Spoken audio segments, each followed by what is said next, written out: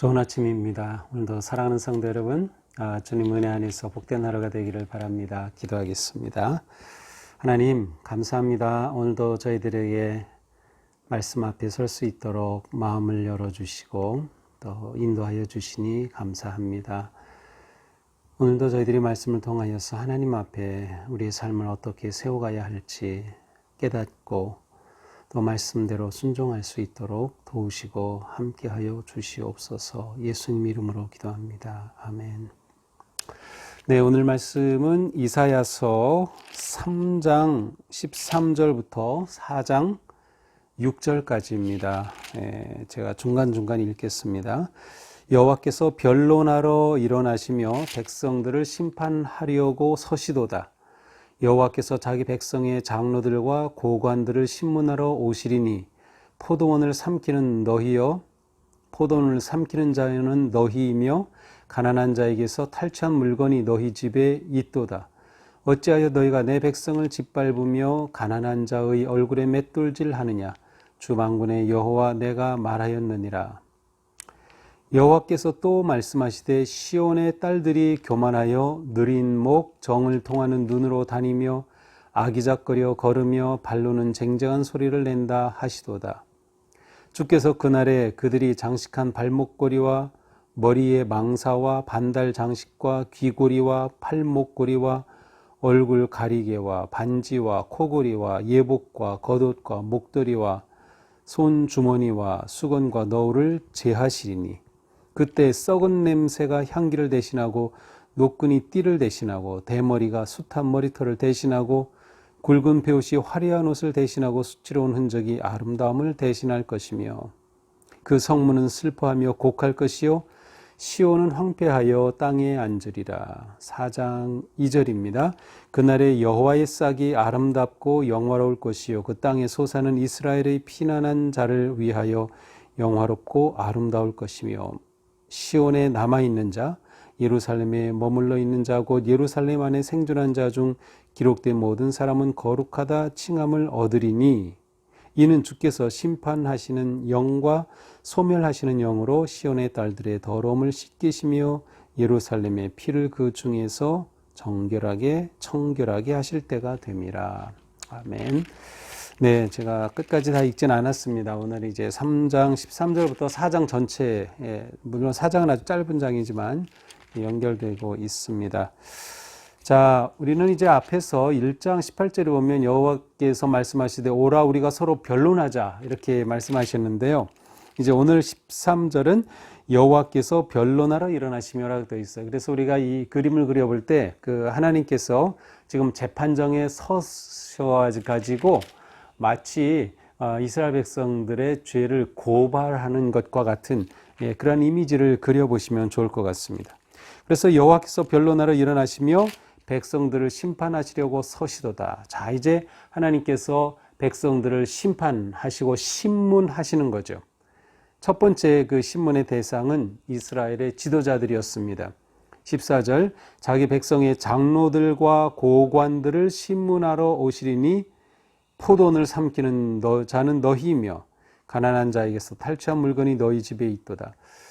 지도자들에 대한 하나님의 심문의 핵심은 너희가 포도원을 삼키는 자다. 쉽게 말하면 하나님의 포도원을 망쳐놓았다는 거예요. 하나님의 포도원은 곧 하나님의 나라 이스라엘 또 이스라엘 백성을 의미하죠. 그런데 그들이 지도자들이 포도원을 망쳐놓았습니다. 어떻게 망쳤습니까? 그들이 사회에 온갖 불의가 가득하고 그들이 가난한 자들에게서 재물을 탈취하였습니다. 부정하게 불의하게 축제를 하였고 그리고 15절에 보니까 백성들을 짓밟고 폭압하죠. 가난한 자의 얼굴에 맷돌질한다. 그러니까 이 사회의 정의가 사라졌고 불의가 가득하며 경제적인 착취와 소외된 사람들이 너무나도 많았습니다. 따라서 하나님께서는 지도자들에게 이렇게 고발하시는 거죠. 너희들은 포도원을 망쳐놓은 자들이다. 자, 두 번째 하나님의 심문 고발의 대상은 시온의 딸들입니다. 18절입니다. 또 여호와께서 말씀하시되 시온의 딸들이 교만하여 느린 목, 정을 통하는 눈, 아기작거리며 발로는 쟁쟁한 소리를 낸다. 자, 여기서 시온의 딸들에 대하여서는 두 가지 해석이 있어요. 하나는 이스라엘의 지배 계층의 부인들, 지배 계급의 여인들을 의미한다. 또 하나는 이스라엘 전체를 의미한다고 하는데, 제가 볼 때는 이 오늘의 내용상 이스라엘의 지도자들의 부인들, 지도자들의 그 여성들을 의미하는 것이라고 생각이 됩니다. 왜냐하면 이제 여기에 계속 나오는 말씀은 지금 이 지배계층의 여인들이 얼마나 사치한 생활하고 있는가를 보여주고 있어요. 여기 보면은 장식한 발목걸이, 발목걸이를 장식하였어요. 발로는 쟁쟁한 소리를 낸다. 이 쟁쟁한 소리라는 것은 이제 발목에 방울 같은 거를 다루고서 이제 다니는 거죠. 그래서 걸으면 거기서 이제 소리가 나는 그러한 장식입니다. 머리 망사, 반달 장식, 귀고리, 팔목걸이, 얼굴 가리개, 화관, 발목사슬, 향합, 그 향수통, 반지, 코고리, 예복, 겉옷, 목도리, 손주머니, 손얼굴, 손거울, 세마포, 머리수건, 계속해서 이런 것들이 언급이 돼. 이것은 그 당시 지배계층의 여성들이 얼마나 사치스럽게 장식하였는가를 말해주고 있습니다. 근데 문제는 무엇입니까? 이렇게 겉으로는 아름답게 꾸미고 장식하였지만 이것은 결국 앞에서 지도자들에게 말씀하신 것처럼 이웃의 가난한 자들을 착취해서 얻은 재물로 이렇게 하는 것이에요. 또한 그들 주변에는 가난한 이웃이 엄청 많이 있었지만 그 이웃의 고통과 불의에는 전혀 관심이 없는 것이죠. 지배계층의 그 부인들을 하나님께서는 격렬하게 책망하고 계십니다. 자, 결국 이러한 너희들이기 때문에 어떻게 된다고 합니까? 너희 장정은 칼에, 용사는 전란에 망할 것이고 성문은 슬퍼하며 곡할 것이며 시온은 황폐하여 땅에 앉으리라. 결국 하나님의 심판이 임하여 이들이 황폐하게 되고 사회가 붕괴될 것이다 라고 말씀하십니다. 자, 그런데 4장으로 넘어가면 4장은 아주 짧아요. 전부가 6절까지 있는데 거꾸로 희망적인 그러한 메시지가 선포됩니다. 2절입니다. 그날에 여호와의 싹이 아름답고 영화로울 것이며 그 땅의 소사는 이스라엘의 피난한 자를 위하여 영화롭고 아름다울 것이다. 자, 하나님께서 그날에 하나님께서 이 절망적이고 황폐한 이스라엘 예루살렘이 회복될 그날을 지금 계획하고 계시다는 거예요. 3절에 보니까 시온에 남아있는 자, 우리 앞에서 이미 남은 자 사상을 잠깐 제가 언급한 적이 있어요. 이 이스라엘 백성들에게는 이 하나님의 심판의 때에 하나님은 택하신 자를 남겨두셔서 그 남은 자를 통하여 다시 일으키신다고 하는 그러한 신앙이 있었어요. 그래서 시온에 남아있는 자, 그 남은 자들을 구원하시는 그날이 올 것이다를 말씀하고 계시죠. 자, 그날이 되면 어떻게 됩니까? 그 땅이 옥토와 같이 되어서 소산의 풍요로운 결실을 얻게 될 것이다. 또 그날을 위해 4절에 보니까 이는 주께서 심판하는 영과 소멸하는 영으로 시온의 딸들의 더러움을 씻기시며 예루살렘의 피를 그 중에서 청결하게 하실 때가 됩니다. 하나님께서 친히 그들의 죄와 더러움과 온갖 타락한 것을 씻어주시고 청결하게 하시고 소멸하게 해주심으로 새롭게 그들을 세워주신다는 거예요. 여호와의 싹이라고 하는 이 표현은 완전히 하나님의 새로운 창조, 하나님께서 이 예루살렘을 새롭게 일으키시고 회복시켜 주실 것에 대한 소망의 말씀입니다.